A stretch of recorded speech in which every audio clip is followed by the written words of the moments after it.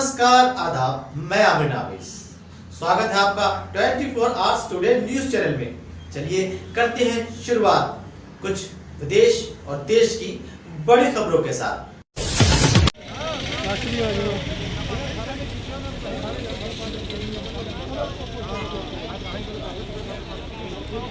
Minister बना दिता गया तो जेडे सज्जन मित्र होंगे उन्होंने बड़ी खुशी होंगी है बाबा साहब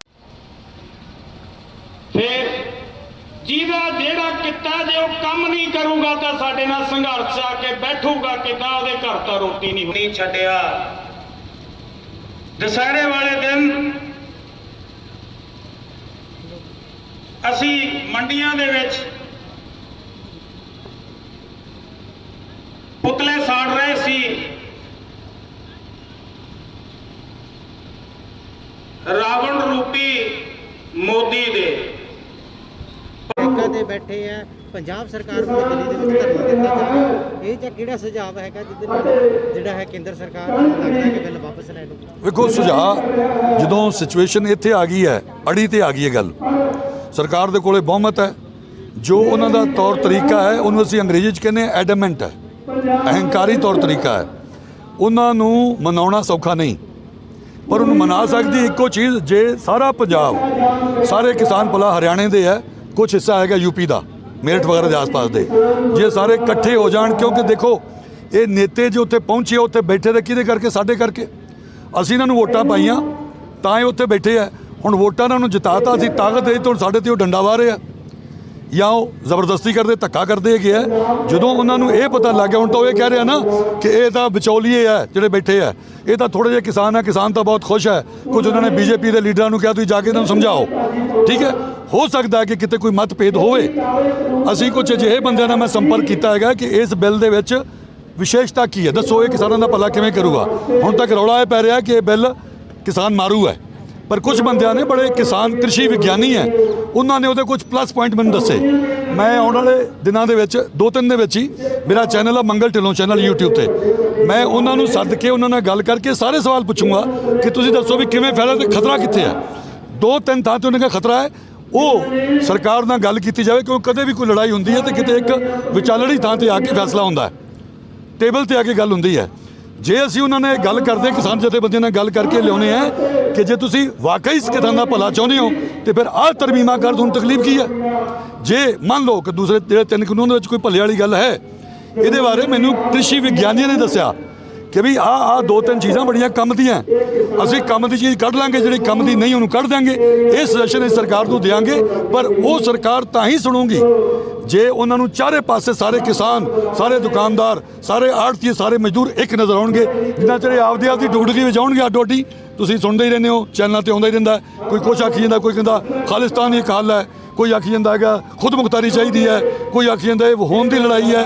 ਨਹੀਂ, ਪੰਜਾਬ ਕਿਤੇ ਨਹੀਂ ਚੱਲਿਆ ਗਾ। ਪੰਜਾਬ ਨੇ ਬਹੁਤ ਲੜਾਈਆਂ ਲੜੀਆਂ ਹੈਗੀਆਂ, ਇਹ ਗੁਰੂਆਂ ਪੀਰਾਂ ਦੀ ਧਰਤੀ ਹੈਗੀ ਹੈ, ਪਰ ਇੱਥੇ ਚਾਹੀਦੀ ਸੋਝੀ, ਅਕਲ ਦੇ ਨਾਲ, ਇੰਟੈਲੀਜੈਂਟਲੀ ਸਾਰਿਆਂ ਨੂੰ ਇਕੱਠੇ ਕਰਕੇ ਅਸੀਂ ਨੈਗੋਸ਼ੀਏਟ ਕਰਨਾ ਸਰਕਾਰ ਨਾਲ ਆਉਣ ਵਾਲੇ ਸਮੇਂ ਦੇ ਵਿੱਚ, ਜੇ ਸਾਰੇ ਮੇਰੇ ਆਖੇ ਲੱਗੇ ਜੋ ਮਾਲਕ ਨੇ ਮੈਨੂੰ ਤੁੱਛ ਬਿੱਧੀ ਦਿੱਤੀ ਹੈ ਉਹਦੇ ਮੁਤਾਬਕ। ਕੀ ਤੁਹਾਨੂੰ ਲੱਗਦਾ ਕਿ ਜਿਹੜੀਆਂ ਰਾਜਨੀਤਿਕ ਪਾਰਟੀਆਂ ਹੈਗੀਆਂ 2022 ਦਾ ਜਿਹੜਾ ਚੋਣ ਆ ਪੰਜਾਬ ਦੇ ਵਿੱਚ ਵਿਧਾਨ ਸਭਾ, ਉਹਨੂੰ ਦੇਖ ਕੇ ਜਿਹੜਾ ਪ੍ਰਦਰਸ਼ਨ ਜਿਹੜੇ ਕੀਤੇ ਜਾ ਰਹੇ ਆ, ਕਿਤੇ ਨਾ ਕਿਤੇ ਜਿਹੜੇ ਕਿਸਾਨਾਂ ਦੀ ਗੱਲ ਅਲੱਗ ਰੱਖੀ ਜਾ ਰਹੀ ਹੈ ਤੇ ਉਸ 2-3 ਥਾਂ ਤੇ ਉਹਨਾਂ ਦਾ ਖਤਰਾ ਹੈ, ਉਹ ਸਰਕਾਰ ਨਾਲ ਗੱਲ ਕੀਤੀ ਜਾਵੇ, ਕਿਉਂਕਿ ਕਦੇ ਵੀ ਕੋਈ ਲੜਾਈ ਹੁੰਦੀ ਹੈ ਤੇ ਕਿਤੇ ਇੱਕ ਵਿਚਾਲੜੀ ਥਾਂ ਤੇ ਆ ਕੇ ਫੈਸਲਾ ਹੁੰਦਾ ਹੈ, ਟੇਬਲ ਤੇ ਆ ਕੇ ਗੱਲ ਹੁੰਦੀ ਹੈ। ਜੇ ਅਸੀਂ ਉਹਨਾਂ ਨੇ ਗੱਲ ਕਰਦੇ, ਕਿਸਾਨ ਜਥੇਬੰਦੀਆਂ ਨਾਲ ਗੱਲ ਕਰਕੇ ਲਿਆਉਣੇ ਆ ਕਿ ਜੇ ਤੁਸੀਂ ਵਾਕਈ ਇਸ ਕਿਸਾਨ ਦਾ ਭਲਾ ਚਾਹੁੰਦੇ ਹੋ ਤੇ ਫਿਰ ਆਹ ਤਰਮੀਮਾਂ ਕਰ, ਤੁਹਾਨੂੰ ਤਕਲੀਫ ਕੀ ਹੈ? ਜੇ ਮੰਨ ਲਓ ਕਿ ਦੂਸਰੇ ਜਿਹੜੇ 3 ਕਾਨੂੰਨ ਦੇ ਵਿੱਚ ਕੋਈ ਭੱਲੇ ਵਾਲੀ ਗੱਲ ਹੈ, ਇਹਦੇ ਬਾਰੇ ਮੈਨੂੰ ਕ੍ਰਿਸ਼ੀ ਵਿਗਿਆਨੀਆਂ ਨੇ ਦੱਸਿਆ ਕਿ ਵੀ ਆਹ 2-3 ਚੀਜ਼ਾਂ ਬੜੀਆਂ ਕੰਮ ਦੀਆਂ, ਅਸੀਂ ਕੰਮ ਦੀ ਚੀਜ਼ ਕੱਢ ਲਾਂਗੇ, ਜਿਹੜੀ ਕੰਮ ਦੀ ਨਹੀਂ ਉਹਨੂੰ ਕੱਢ ਦਾਂਗੇ। ਇਹ ਸੁਜੈਸ਼ਨ ਇਸ ਸਰਕਾਰ ਨੂੰ ਦਿਆਂਗੇ, ਪਰ ਉਹ ਸਰਕਾਰ ਤਾਂ ਹੀ ਸੁਣੂਗੀ ਜੇ ਉਹਨਾਂ ਨੂੰ ਚਾਰੇ ਪਾਸੇ ਸਾਰੇ ਕਿਸਾਨ, ਸਾਰੇ ਦੁਕਾਨਦਾਰ, ਸਾਰੇ ਆੜ੍ਹਤੀਏ, ਸਾਰੇ ਮਜ਼ਦੂਰ ਇੱਕ ਨਜ਼ਰ ਆਉਣਗੇ। ਜਿੰਨਾ ਚਿਰ ਆਪਦੀ ਡੁਗਡੁਗੀ ਵਜਾਉਣਗੇ ਅੱਡੋ ਅੱਡੀ, ਤੁਸੀਂ ਸੁਣਦੇ ਹੀ ਰਹਿੰਦੇ ਹੋ, ਚੈਨਲਾਂ ਤੇ ਆਉਂਦਾ ਹੀ ਰਹਿੰਦਾ। ਕੋਈ ਕੁਛ ਆਖੀ ਜਾਂਦਾ, ਕੋਈ ਕਹਿੰਦਾ ਖਾਲਿਸਤਾਨ ਇੱਕ ਹੱਲ ਹੈ, ਕੋਈ ਆਖੀ ਜਾਂਦਾ ਹੈਗਾ ਖੁਦ ਮੁਖਤਾਰੀ ਚਾਹੀਦੀ ਹੈ, ਕੋਈ ਆਖੀ ਜਾਂਦਾ ਇਹ ਹੋਂਦ ਦੀ ਲੜਾਈ ਹੈ। ਨਹੀਂ, ਪੰਜਾਬ ਕਿਤੇ ਨਹੀਂ ਚੱਲਿਆ ਗਾ। ਪੰਜਾਬ ਨੇ ਬਹੁਤ ਲੜਾਈਆਂ ਲੜੀਆਂ ਹੈਗੀਆਂ, ਇਹ ਗੁਰੂਆਂ ਪੀਰਾਂ ਦੀ ਧਰਤੀ ਹੈਗੀ ਹੈ, ਪਰ ਇੱਥੇ ਚਾਹੀਦੀ ਸੋਝੀ, ਅਕਲ ਦੇ ਨਾਲ ਇੰਟੈਲੀਜੈਂਟਲੀ ਸਾਰਿਆਂ ਨੂੰ ਇਕੱਠੇ ਕਰਕੇ ਅਸੀਂ ਨੈਗੋਸ਼ੀਏਟ ਕਰਨਾ ਸਰਕਾਰ ਨਾਲ ਆਉਣ ਵਾਲੇ ਸਮੇਂ ਦੇ ਵਿੱਚ, ਜੇ ਸਾਰੇ ਮੇਰੇ ਆਖੇ ਲੱਗੇ ਜੋ ਮਾਲਕ ਨੇ ਮੈਨੂੰ ਤੁੱਛ ਬੁੱਧੀ ਦਿੱਤੀ ਹੈ ਉਹਦੇ ਮੁਤਾਬਕ। ਕੀ ਤੁਹਾਨੂੰ ਲੱਗਦਾ ਕਿ ਜਿਹੜੀਆਂ ਰਾਜਨੀਤਿਕ ਪਾਰਟੀਆਂ ਹੈਗੀਆਂ 2022 ਦਾ ਜਿਹੜਾ ਚੋਣ ਆ ਪੰਜਾਬ ਦੇ ਵਿੱਚ ਵਿਧਾਨ ਸਭਾ, ਉਹਨੂੰ ਦੇਖ ਕੇ ਜਿਹੜਾ ਪ੍ਰਦਰਸ਼ਨ ਜਿਹੜੇ ਕੀਤੇ ਜਾ ਰਹੇ ਆ, ਕਿਤੇ ਨਾ ਕਿਤੇ ਜਿਹੜੇ ਕਿਸਾਨਾਂ ਦੀ ਗੱਲ ਅਲੱਗ ਰੱਖੀ ਜਾ ਰਹੀ ਹੈ ਤੇ ਉਸ ਚੀਜ਼ ਨੂੰ ਜ਼ਿਆਦਾ ਮਾਇਨੇ ਰੱਖੇ ਜਾ ਰਹੇ ਆ? ਦੇਖੋ ਗੱਲ ਇਹ ਹੈਗੀ ਹੈ ਕਿ ਆਪਣੇ ਸਾਹਮਣੇ ਸਭ ਕੁਝ ਸਾਫ਼ ਹੈ, ਠੀਕ ਹੈ, ਹਰ ਬੰਦੇ ਨੂੰ ਪਤਾ ਲੱਗ ਗਿਆ। ਮੈਂ ਅਕਸਰ ਕਹਿੰਦਾ ਹੁੰਦਾ ਹੈ ਕਿ ਅਕਲਮੰਦ, ਮਹਾ ਅਕਲਮੰਦ, ਮੂਰਖ ਤੇ ਮਹਾਮੂਰਖ ਦੇ ਵਿੱਚ ਕੀ ਫਰਕ ਹੈ?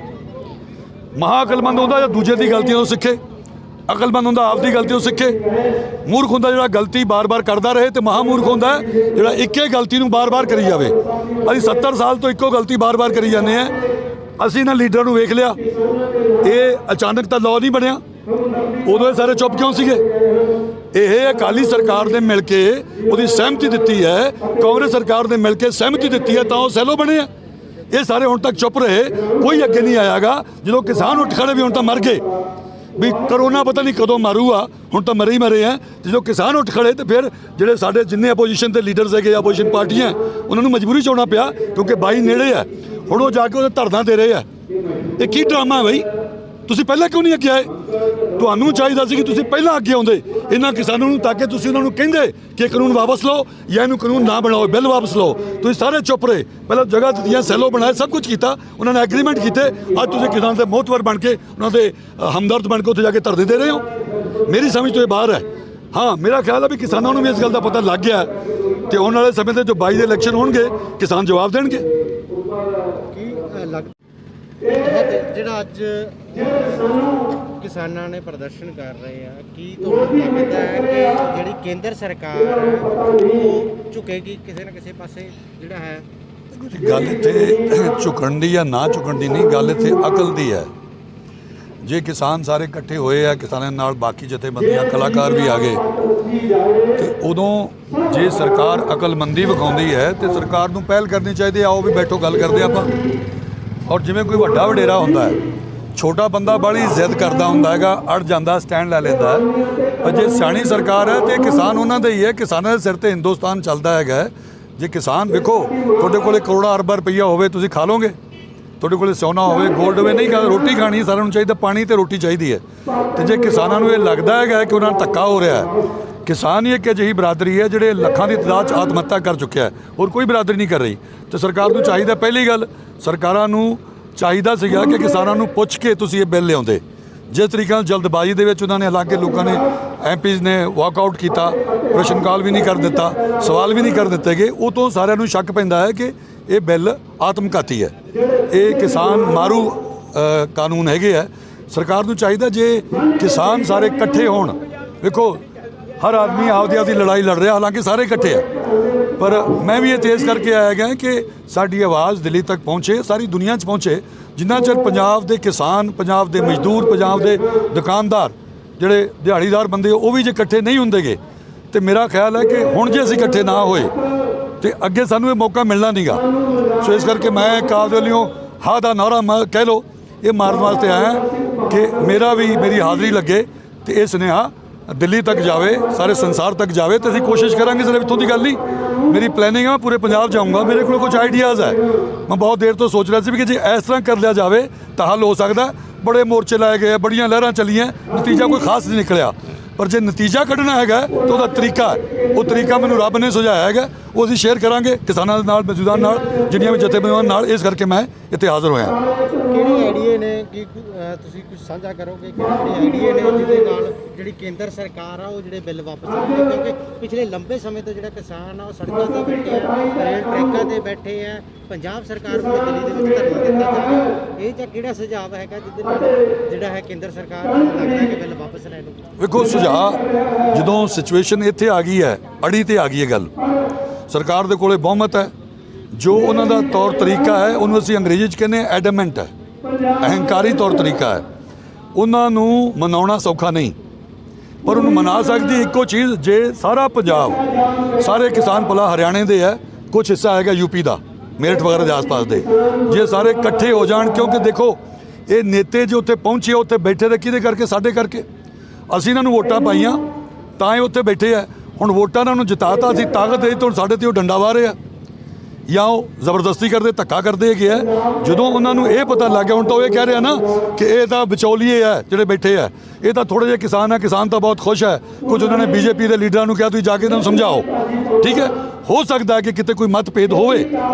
ਅਸੀਂ ਕੁਝ ਅਜਿਹੇ ਬੰਦਿਆਂ ਨਾਲ ਮੈਂ ਸੰਪਰਕ ਕੀਤਾ ਹੈਗਾ ਕਿ ਇਸ ਬਿੱਲ ਦੇ ਵਿੱਚ ਵਿਸ਼ੇਸ਼ਤਾ ਕੀ ਹੈ, ਦੱਸੋ ਇਹ ਕਿਸਾਨਾਂ ਦਾ ਭਲਾ ਕਿਵੇਂ ਕਰੂਗਾ। ਹੁਣ ਤੱਕ ਰੌਲਾ ਇਹ ਪੈ ਰਿਹਾ ਕਿ ਇਹ ਬਿੱਲ ਕਿਸਾਨ ਮਾਰੂ ਹੈ, ਪਰ ਕੁਝ ਬੰਦਿਆਂ ਨੇ ਬੜੇ ਕਿਸਾਨ ਕ੍ਰਿਸ਼ੀ ਵਿਗਿਆਨੀ ਹੈ, ਉਹਨਾਂ ਨੇ ਉਹਦੇ ਕੁਝ ਪਲੱਸ ਪੁਆਇੰਟ ਮੈਨੂੰ ਦੱਸੇ। ਮੈਂ ਆਉਣ ਵਾਲੇ ਦਿਨਾਂ ਦੇ ਵਿੱਚ 2-3 ਦੇ ਵਿੱਚ ਹੀ ਮੇਰਾ ਚੈਨਲ ਆ ਮੰਗਲ ਢਿੱਲੋਂ ਚੈਨਲ YouTube ਤੇ, ਮੈਂ ਉਹਨਾਂ ਨੂੰ ਸੱਦ ਕੇ ਉਹਨਾਂ ਨਾਲ ਗੱਲ ਕਰਕੇ ਸਾਰੇ ਸਵਾਲ ਪੁੱਛੂੰਗਾ ਕਿ ਤੁਸੀਂ ਦੱਸੋ ਵੀ ਕਿਵੇਂ ਫੈਲਾ ਤੇ ਖਤਰਾ ਕਿੱਥੇ ਹੈ। 2-3 ਥਾਂ ਤੇ ਉਹਨਾਂ ਦਾ ਖਤਰਾ ਹੈ, ਉਹ ਸਰਕਾਰ ਨਾਲ ਗੱਲ ਕੀਤੀ ਜਾਵੇ, ਕਿਉਂਕਿ ਕਦੇ ਵੀ ਕੋਈ ਲੜਾਈ ਹੁੰਦੀ ਹੈ ਤੇ ਕਿਤੇ ਇੱਕ ਵਿਚਾਲੜੀ ਥਾਂ ਤੇ ਆ ਕੇ ਫੈਸਲਾ ਹੁੰਦਾ ਹੈ, ਟੇਬਲ ਤੇ ਆ ਕੇ ਗੱਲ ਹੁੰਦੀ ਹੈ। ਜੇ ਅਸੀਂ ਉਹਨਾਂ ਨੇ ਗੱਲ ਕਰਦੇ ਕਿਸਾਨ ਜਥੇਬੰਦੀਆਂ ਨਾਲ ਗੱਲ ਕਰਕੇ ਲਿਆਉਣੇ ਆ ਕਿ ਜੇ ਤੁਸੀਂ ਵਾਕਈ ਇਸ ਕਿਸਾਨ ਦਾ ਭਲਾ ਚਾਹੁੰਦੇ ਹੋ ਤੇ ਫਿਰ ਆਹ ਤਰਮੀਮਾਂ ਕਰ, ਤੁਹਾਨੂੰ ਤਕਲੀਫ ਕੀ ਹੈ।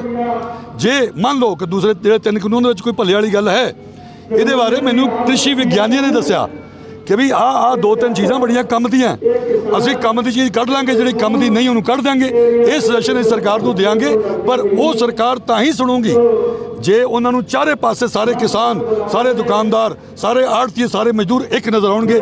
ਜਿੰਨਾ ਚਿਰ ਆਪਦੀ ਡੁਗਡਗੀ ਵਿੱਚ ਆਉਣਗੇ ਅੱਡੋ ਅੱਡੀ, ਤੁਸੀਂ ਸੁਣਦੇ ਹੀ ਰਹਿੰਦੇ ਹੋ, ਚੈਨਲਾਂ ਤੇ ਆਉਂਦਾ ਹੀ ਰਹਿੰਦਾ, ਕੋਈ ਕੁਛ ਆਖੀ ਜਾਂਦਾ, ਕੋਈ ਕਹਿੰਦਾ ਖਾਲਿਸਤਾਨ ਦੀ ਹੱਲ ਹੈ, ਕੋਈ ਆਖੀ ਜਾਂਦਾ ਹੈਗਾ ਖੁਦ ਮੁਖਤਾਰੀ ਚਾਹੀਦੀ ਹੈ, ਕੋਈ ਆਖੀ ਜਾਂਦਾ ਇਹ ਹੋਂਦ ਦੀ ਲੜਾਈ ਹੈ। ਨਹੀਂ, ਪੰਜਾਬ ਕਿਤੇ ਨਹੀਂ ਚੱਲਿਆਗਾ। ਪੰਜਾਬ ਨੇ ਬਹੁਤ ਲੜਾਈਆਂ ਲੜੀਆਂ ਹੈਗੀਆਂ, ਇਹ ਗੁਰੂਆਂ ਪੀਰਾਂ ਦੀ ਧਰਤੀ ਹੈਗੀ ਹੈ, ਪਰ ਇੱਥੇ ਚਾਹੀਦੀ ਸੋਝੀ, ਅਕਲ ਦੇ ਨਾਲ, ਇੰਟੈਲੀਜੈਂਟਲੀ ਸਾਰਿਆਂ ਨੂੰ ਇਕੱਠੇ ਕਰਕੇ ਅਸੀਂ ਨੈਗੋਸ਼ੀਏਟ ਕਰਨਾ ਸਰਕਾਰ ਨਾਲ ਆਉਣ ਵਾਲੇ ਸਮੇਂ ਦੇ ਵਿੱਚ, ਜੇ ਸਾਰੇ ਮੇਰੇ ਆਖੇ ਲੱਗੇ ਜੋ ਮਾਲਕ ਨੇ ਮੈਨੂੰ ਤੁੱਛ ਬਿੱਧੀ ਦਿੱਤੀ ਹੈ ਉਹਦੇ ਮੁਤਾਬਕ। ਕੀ ਤੁਹਾਨੂੰ ਲੱਗਦਾ ਕਿ ਜਿਹੜੀਆਂ ਰਾਜਨੀਤਿਕ ਪਾਰਟੀਆਂ ਹੈਗੀਆਂ 2022 ਦਾ ਜਿਹੜਾ ਚੋਣ ਆ ਪੰਜਾਬ ਦੇ ਵਿੱਚ ਵਿਧਾਨ ਸਭਾ, ਉਹਨੂੰ ਦੇਖ ਕੇ ਜਿਹੜਾ ਪ੍ਰਦਰਸ਼ਨ ਜਿਹੜੇ ਕੀਤੇ ਜਾ ਰਹੇ ਆ, ਕਿਤੇ ਨਾ ਕਿਤੇ ਜਿਹੜੇ ਕਿਸਾਨਾਂ ਦੀ ਗੱਲ ਅਲੱਗ ਰੱਖੀ ਜਾ ਰਹੀ ਹੈ ਤੇ ਉਸ ਚੀਜ਼ ਨੂੰ ਜ਼ਿਆਦਾ ਮਾਇਨੇ ਰੱਖਿਆ ਜਾ ਰਿਹਾ। ਦੇਖੋ ਗੱਲ ਇਹ ਹੈਗੀ ਹੈ ਕਿ ਆਪਣੇ ਸਾਹਮਣੇ ਸਭ ਕੁਝ ਸਾਫ਼ ਹੈ, ਠੀਕ ਹੈ, ਹਰ ਬੰਦੇ ਨੂੰ ਪਤਾ ਲੱਗ ਗਿਆ। ਮੈਂ ਅਕਸਰ ਕਹਿੰਦਾ ਹੁੰਦਾ ਹੈ ਕਿ ਅਕਲਮੰਦ, ਮਹਾ ਅਕਲਮੰਦ, ਮੂਰਖ ਤੇ ਮਹਾਮੂਰਖ ਦੇ ਵਿੱਚ ਕੀ ਫਰਕ ਹੈ। ਮਹਾ ਅਕਲਮੰਦ ਹੁੰਦਾ ਜਿਹੜਾ ਦੂਜੇ ਦੀ ਗਲਤੀਆਂ ਤੋਂ ਸਿੱਖੇ, ਅਕਲਮੰਦ ਹੁੰਦਾ ਆਪਦੀ ਗਲਤੀ ਤੋਂ ਸਿੱਖੇ। ਮੂਰਖ ਹੁੰਦਾ ਜਿਹੜਾ ਗਲਤੀ ਬਾਰ-ਬਾਰ ਕਰਦਾ ਰਹੇ, ਤੇ ਮਹਾਮੂਰਖ ਹੁੰਦਾ ਜਿਹੜਾ ਇੱਕੇ ਗਲਤੀ ਨੂੰ ਬਾਰ-ਬਾਰ ਕਰੀ ਜਾਵੇ। ਅਸੀਂ 70 ਸਾਲ ਤੋਂ ਇੱਕੋ ਗਲਤੀ ਬਾਰ-ਬਾਰ ਕਰੀ ਜਾਂਦੇ ਹਾਂ। ਅਸੀਂ ਨਾ ਲੀਡਰਾਂ ਨੂੰ ਵੇਖ ਲਿਆ, ਇਹ ਅਚਾਨਕ ਤਾਂ ਲਾਅ ਨਹੀਂ ਬਣਿਆ, ਉਦੋਂ ਇਹ ਸਾਰੇ ਚੁੱਪ ਕਿਉਂ ਸੀਗੇ। ਇਹ ਅਕਾਲੀ ਸਰਕਾਰ ਨੇ ਮਿਲ ਕੇ ਉਹਦੀ ਸਹਿਮਤੀ ਦਿੱਤੀ ਹੈ, ਕਾਂਗਰਸ ਸਰਕਾਰ ਨੇ ਮਿਲ ਕੇ ਸਹਿਮਤੀ ਦਿੱਤੀ ਹੈ, ਤਾਂ ਉਹ ਸੈਲੋ ਬਣੇ ਆ। ਇਹ ਸਾਰੇ ਹੁਣ ਤੱਕ ਚੁੱਪ ਰਹੇ, ਕੋਈ ਅੱਗੇ ਨਹੀਂ ਆਇਆਗਾ। ਜਦੋਂ ਕਿਸਾਨ ਉੱਠ ਖੜੇ ਵੀ ਹੁਣ ਤਾਂ ਮਰ ਗਏ, ਵੀ ਕਰੋਨਾ ਪਤਾ ਨਹੀਂ ਕਦੋਂ ਮਾਰੂਗਾ, ਹੁਣ ਤਾਂ ਮਰੇ ਹੀ ਮਰੇ ਆ। ਜਦੋਂ ਕਿਸਾਨ ਉੱਠ ਖੜੇ ਤੇ ਫਿਰ ਜਿਹੜੇ ਸਾਡੇ ਜਿੰਨੇ ਅਪੋਜੀਸ਼ਨ ਦੇ ਲੀਡਰਸ ਹੈਗੇ, ਅਪੋਜੀਸ਼ਨ ਪਾਰਟੀਆਂ, ਉਹਨਾਂ ਨੂੰ ਮਜਬੂਰੀ 'ਚ ਆਉਣਾ ਪਿਆ, ਕਿਉਂਕਿ 22 ਨੇੜੇ ਆ। ਹੁਣ ਉਹ ਜਾ ਕੇ ਉਹਦੇ ਧਰਨਾ ਦੇ ਰਹੇ ਆ। ਇਹ ਕੀ ਡਰਾਮਾ ਹੈ ਬਈ? ਤੁਸੀਂ ਪਹਿਲਾਂ ਕਿਉਂ ਨਹੀਂ ਅੱਗੇ ਆਏ? ਤੁਹਾਨੂੰ ਚਾਹੀਦਾ ਸੀ ਕਿ ਤੁਸੀਂ ਪਹਿਲਾਂ ਅੱਗੇ ਆਉਂਦੇ ਇਹਨਾਂ ਕਿਸਾਨਾਂ ਨੂੰ, ਤਾਂ ਕਿ ਤੁਸੀਂ ਉਹਨਾਂ ਨੂੰ ਕਹਿੰਦੇ ਕਿ ਕਾਨੂੰਨ ਵਾਪਸ ਲਓ ਜਾਂ ਇਹਨੂੰ ਕਾਨੂੰਨ ਨਾ ਬਣਾਓ, ਬਿੱਲ ਵਾਪਸ ਲਓ। ਤੁਸੀਂ ਸਾਰੇ ਚੁੱਪ ਰਹੇ, ਪਹਿਲਾਂ ਜਗ੍ਹਾ ਦਿੱਤੀਆਂ, ਸੈਲੋ ਬਣਾਏ, ਸਭ ਕੁਝ ਕੀਤਾ, ਉਹਨਾਂ ਨੇ ਐਗਰੀਮੈਂਟ ਕੀਤੇ। ਅੱਜ ਤੁਸੀਂ ਕਿਸਾਨ ਦੇ ਮੋਹਤਵਰ ਬਣ ਕੇ, ਉਹਨਾਂ ਦੇ ਹਮਦਰਦ ਬਣ ਕੇ ਉੱਥੇ ਜਾ ਕੇ ਧਰਨੇ ਦੇ ਰਹੇ ਹੋ। ਮੇਰੀ ਸਮਝ ਤੋਂ ਇਹ ਬਾਹਰ ਹੈ। ਹਾਂ, ਮੇਰਾ ਖਿਆਲ ਹੈ ਵੀ ਕਿਸਾਨਾਂ ਨੂੰ ਵੀ ਇਸ ਗੱਲ ਦਾ ਪਤਾ ਲੱਗ ਗਿਆ, ਤੇ ਆਉਣ ਵਾਲੇ ਸਮੇਂ ਤੇ ਜੋ 22 ਦੇ ਇਲੈਕਸ਼ਨ ਹੋਣਗੇ, ਕਿਸਾਨ ਜਵਾਬ ਦੇਣਗੇ।